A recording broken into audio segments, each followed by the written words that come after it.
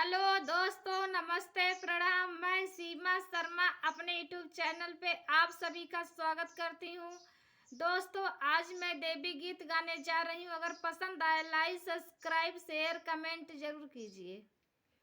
पूरे बही देशवा से आवेला धोबियवा देखी धोवे लागे ना काली मैया के चुनरिया धोबिया धोवे लागे ना काली मैया के चुनरिया धोबिया धोवे लागे ना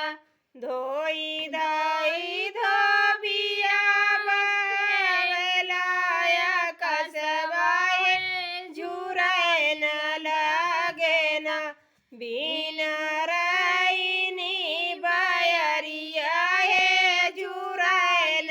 लागे ना बिना रईनी बयरिया है जुरे न लागे ना पूरे बही देशवा से आवेला धोबियवा है कि धोवे लागे ना शीतला मैया के चुनरिया धोबिया धोवे लागे ना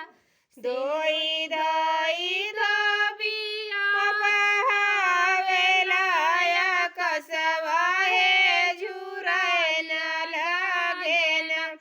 बिना रईनी बयरिया है सुखाए न लागे ना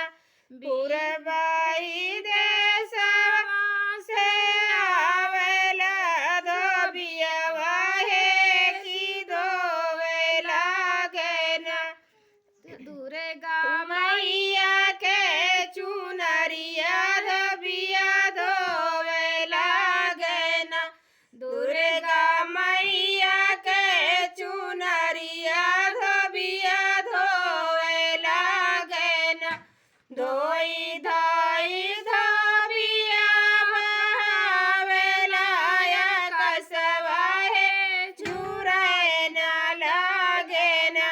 बिना रईनी बयरिया है झुरे न लागे ना